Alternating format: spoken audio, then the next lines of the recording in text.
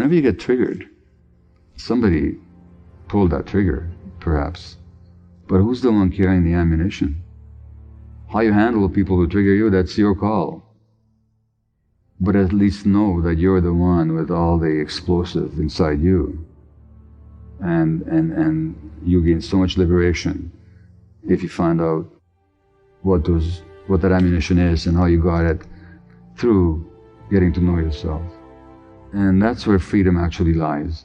If nobody had the power to trigger you, not because you were closed down and shut down and isolated, but because you're totally aware of yourself.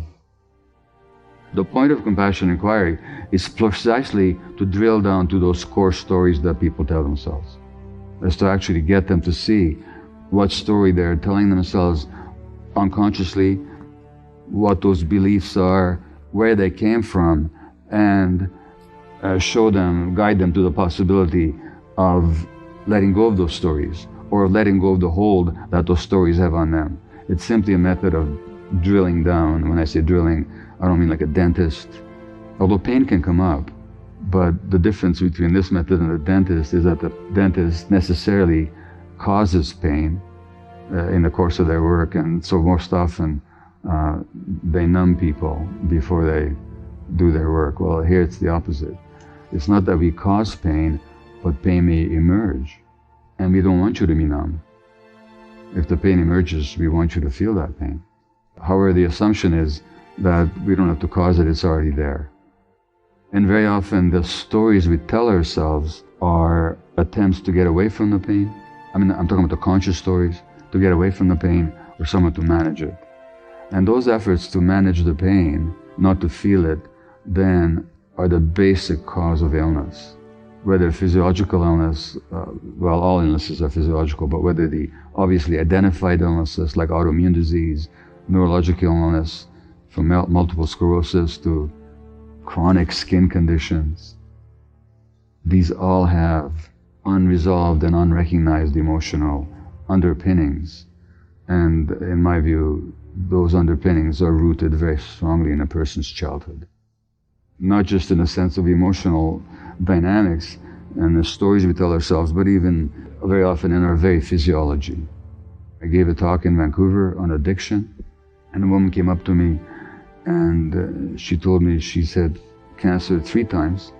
She is the type that just can't say no, that is always succumbing to other people's demands and expectations. I write about that in my book, When the Body Says No. This is the basis of a lot of illness. And Julie Gottman today over breakfast, she said, well, she calls it the TNS, the Terminal Niceness Syndrome. And this woman fit the type, and she says, I can't stop doing it. I can't say no. I can't say no, for example, to my boss's expectations. She says, I don't understand it. I've been chanting 2 hours a day for 20 years. She's been doing spiritual work, without which her life might be a lot more difficult, might be a lot less balanced. Nevertheless, she's still unable to utter the word no, despite 20 years of chanting. Well, that's spiritual bypass. That's why you do the spiritual work, and you might attain great states of even oneness, or peace, serenity, joy. And it may be true for you that it has really transformed your life, and it can even be true that it has transformed your life, but not in certain areas. And where the spiritual work has not transformed your life sufficiently, it could be for 2 reasons. Maybe you haven't practiced well or long enough, or maybe there's an emotional side that you haven't dealt with.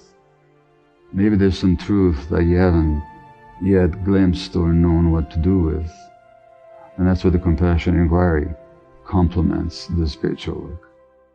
There will be at times when some heavy emotions may come up. When I say heavy emotions, I literally mean emotions that are hard to bear and, hard to carry. That's okay. In fact, it's probably a sign of lack of depth on our part if that doesn't happen for some of you. Not that we intend to cause it, it's just that it's going to happen.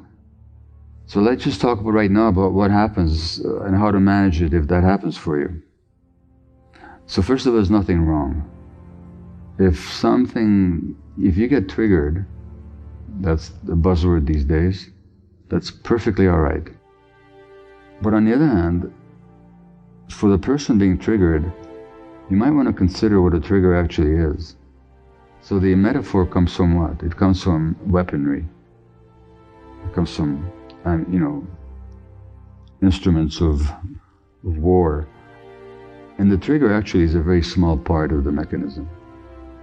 In the gun or the rifle or the pistol or the revolver or machine gun, there's a whole mechanism to deliver the ammunition. There's the ammunition itself.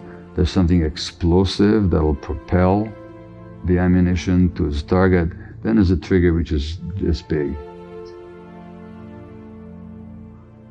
Whenever you get triggered, somebody pulled that trigger, perhaps. But who's the one carrying the ammunition? Who's the one with the mechanism to deliver the ammunition? Who's the one with the explosive material inside them? And where do you want to put your attention? You want to put your attention on the trigger purely? Or are you curious about what ammunition, what explosive material you're carrying inside? So triggers are really great to work with if you want to get to know yourself.